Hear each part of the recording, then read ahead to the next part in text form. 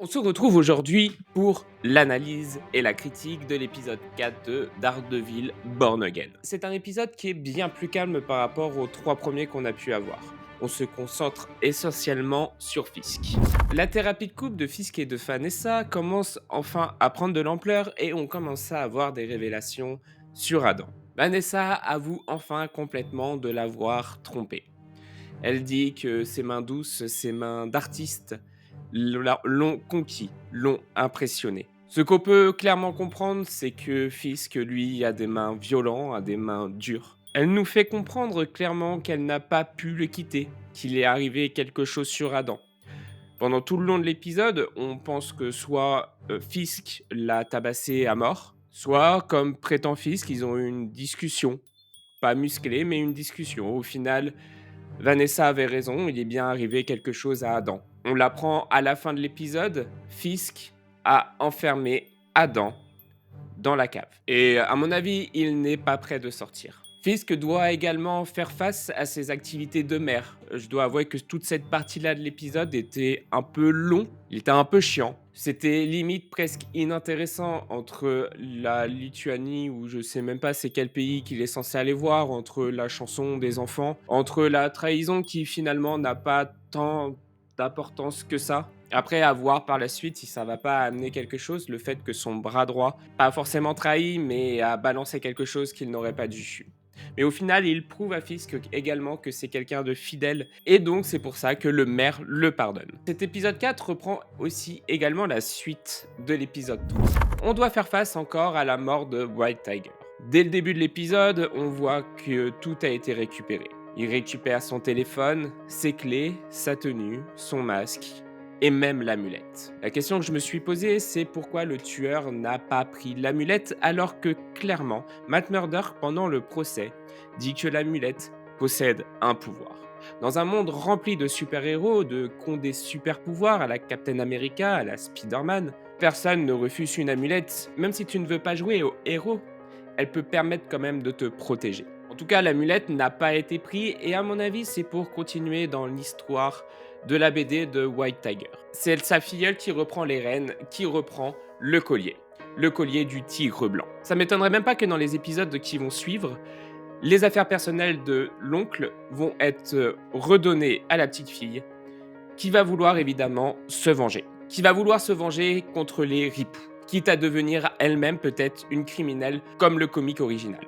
On a Matt Murder qui évidemment ne veut pas laisser ce meurtre impuni et qui considère que c'est clairement la faute des flics, que c'est eux qui ont voulu se venger et qui l'ont tué.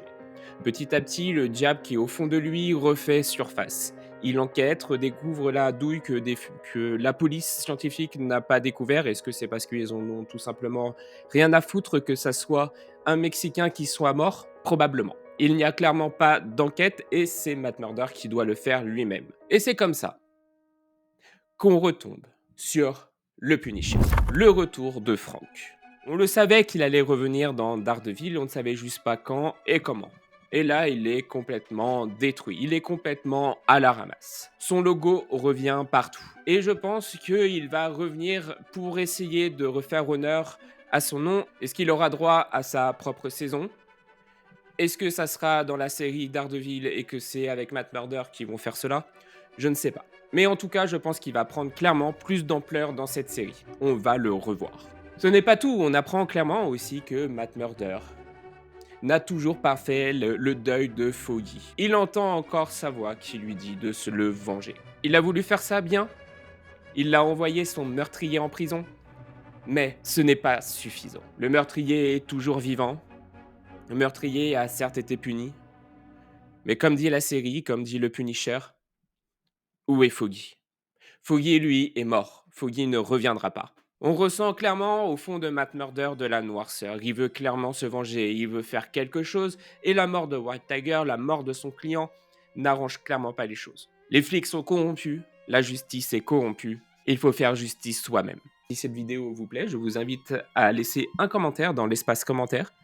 Allez hop, on continue cette vidéo. Malgré la mort de White Tiger, Matt Murder reprend du service en tant qu'avocat. Cette fois-ci, c'est un avocat qui est commis d'office. Il doit faire en sorte qu'un simple voleur de popcorn ne prenne pas de peine de prison. Bon, évidemment, c'est impossible, il a un casier judiciaire aussi long que mon bras. Il tente quand même de le défendre, essayer de réduire au minimum sa peine de prison. Nous avons droit à une idéologie sur la pauvreté et ses conséquences. La série nous pose une question. Est-ce vraiment de la faute des voleurs s'ils volent de la nourriture?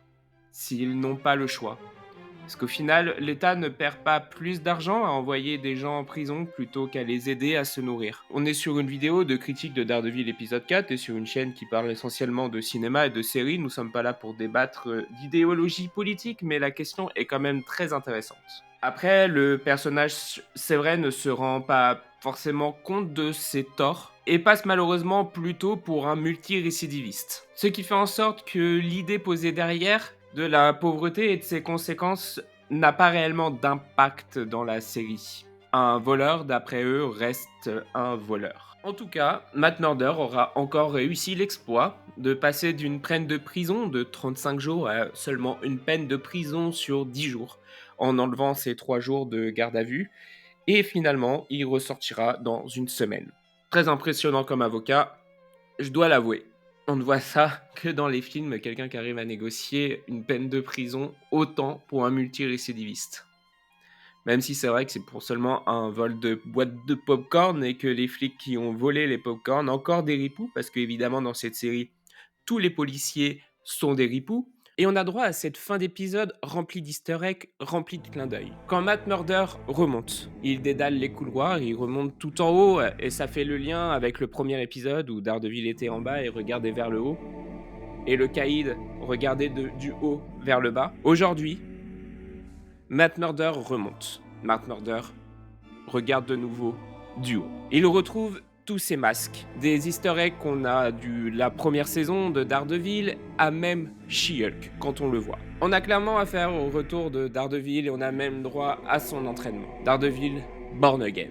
Daredevil revient. On le verra prochainement dans l'épisode 5 avec sa tenue de justicier. Il y a également toute une intrigue aussi autour de la police. Daredevil va vouloir se venger non seulement de Foggy, mais également de la mort de White Tiger et essayer de retrouver le meurtrier, essayer de le venger. Cet épisode est clairement un excellent épisode, même s'il est plus lent que les 3 premiers, mais il permet de faire avancer l'histoire. On a malheureusement quelques passages qui sont un peu mous, surtout le passage du fisc en tant que maire, qui est pas très intéressant pour le moment, mais qui nous montre que le personnage a évolué, que le caïd n'est plus exactement le même, même s'il reste quand même violent, on le voit avec Adam, mais il ne l'a pas tabassé à mort, il l'a juste emprisonné.